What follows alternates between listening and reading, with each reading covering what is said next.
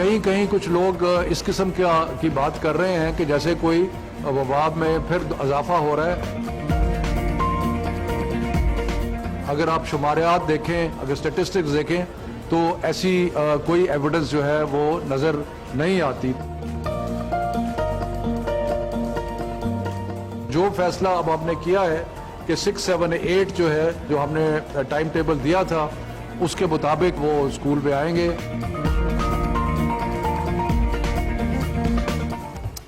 Welcome back. बात करेंगे आज की बड़ी खबर में एनसीओसी की, जिसका मुल्क भर में दूसरे मरहले में स्कूल खोलने का बड़ा फैसला सामने आया है और आज से मुल्क भर में 6ठी से 8वीं क्लास तक स्कूल्स को खोल दिया गया है। इंतजामिया के मुताबिक एसओपीज पर अमल ना करने वाले स्कूल्स बंद कर दिए जाएंगे और ऐसे स्कूल जो कि कोरोना के फैलाव का मौजब बन सकते हैं उनको भी बंद कर दिया जाएगा। बिल्कुल, इस सूरत हाल के बावजूद दूसरे मरहले में मिडिल दर्जे और इसके मसावी क्लासेस खोलने का फैसला किया गया है। और इसके साथ साथ जबकि तीसरे मरहले में बात की जाए तो प्राइमरी स्कूल 30 सितंबर से खोले जाएंगे और स्कूल्स को खोलने के लिए एसओपी से इंतजामिया को आगाह कर दिया गया है, जिस पर अमल दरामद के लिए तालीमी इदारों की इंतजामिया जिम्मेदार होगी। स्कूल खोलने का ये फैसला कितना स्मार्ट और महफूज होगा, और बात करने के लिए मुराद राज हमारे साथ मौजूद हैं, जो कि सूबाई वजीर स्कूल एजुकेशन हैं पंजाब के। उनसे जरा इसी हवाले से बात कर लेते हैं। राज साहब, thank you very much for joining us early in the morning and good morning as well. पहले मरहले के बाद कोरोना केसेस सामने आए थे। शफकत महमूद साहब की एनसीओसी के हवाले से प्रेस कॉन्फ्रेंस भी, हमने उसका एक शॉर्ट भी सुनवाया, तो उसके बावजूद दूसरे मरहले में आप प्रोसीड करने जा रहे हैं। How smart this decision is? आपको कितना स्मार्ट लगता है ये फैसला? देखिए, पहला जब मरहला हमने खोला है तो उसमें आपको पता ही है कि रिजल्ट्स जो हैं बिल्कुल ठीक रहे। अब दूसरा जब हम खोलने जा रहे हैं, क्योंकि ऑब्वियसली तादाद बढ़ जाएगी, सो इसको डेली वॉच किया जा रहा है, वीकली वॉच किया जा रहा है, डेली डिसीजंस इस पे बनाने हैं। सो हम फेडरल के साथ भी, बाकी मिनिस्टर्स भी, एजुकेशन के सब, इस पे हम लोग तो डेली मीटिंग्स करें। तो इंशाल्लाह ताला हमारी तो यही ख्वाहिश भी है और हमारी जो कोशिश भी है कि इसकी कोरोना की तादाद को बिल्कुल लिमिटेड रखा जाए। आज से मुल्क भर में 6ठी जमात से 8वीं जमात तक की क्लासेस का आगाज हो रहा है। पंजाब में अगर कोरोना एसओपीज की बात की जाए तो किस हद तक मौसर तरीके से इस पर अमल दरामद हो रहा है?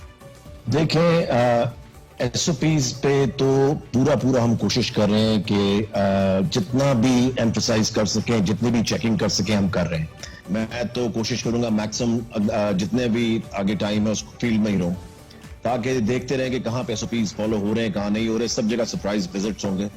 इसमें ये कभी भी नहीं होगा कि मैं बता के जाऊं और मीडिया को बता के जाऊं और पूरा जो बाकी ड्रामेबाजी होती है वो इसमें नहीं होगी, क्योंकि मैं खामोशी से जाऊंगा, खुद देखना चाहता हूं कि किस तरह हो रहे हैं। अच्छा, ये हमारी पूरी कोशिश है कि एसओपीज को फॉलो किया जाए। अच्छी बात है अगर आप खुद मॉनिटर करने जा रहे हैं। बेहतर ये भी होगा कि उस सिस्टम को एग्जीक्यूट किया जाए जिस सिस्टम के तहत मॉनिटर किया जाना है। ऑब्वियसली इन पर्सन भी अच्छी बात है। आपका मैसेज क्या होगा? पेरेंट्स के लिए लाजमी तो है एसओपीज को फॉलो कराया जाना, लेकिन बीइंग मिनिस्टर क्या मैसेज होगा आपका?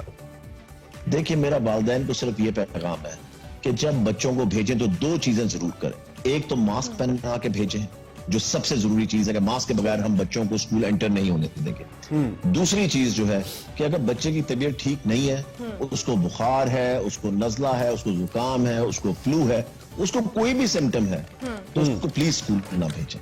हमारी सिर्फ उनसे ये रिक्वेस्ट है इन 2 चीजों पे, मगर मास्क के बगैर हम स्कूल में एंटर बच्चों को अच्छा नहीं। मुराद साहब, प्राइमरी स्कूल भी इसी माह के इख्तिताम पर खोल दिए जाएंगे या दूसरे मरहले के नताइज का जो इंतजार किया जाएगा उसके बाद फिर ये डिसाइड किया जाएगा? दूसरे मरहले का इंतजार इसमें जरूर किया जाएगा। मैं आपको ये बता दूं, क्योंकि हर चीज जो है वो कोई हतमी फैसला नहीं, और जो रिजल्ट्स हमारे पास आते जाएंगे डे टू डे, फिर हम 30th से पहले बैठेंगे जिस तरह आज हम बैठे थे, और देखेंगे क्या सिचुएशन है कोरोना की, बाकी चीजों की, और फिर उसी वक्त फैसला किया जाएगा। अभी फिलहाल तो 30th का ही है और उसी स्केड्यूल पे हम खोलना चाहते हैं। अच्छा, हुकूमत ने असातिज़ा के लिए तो जो कोरोना टेस्ट है वो अपनी जेब से कराने की शर्त रखी थी। क्या अब आपको नहीं लगता कि महंगाई के इस दौर में ये सहूलत मुफ्त फराहम की जानी चाहिए? हम पहले भी इस पे बात कर चुके हैं।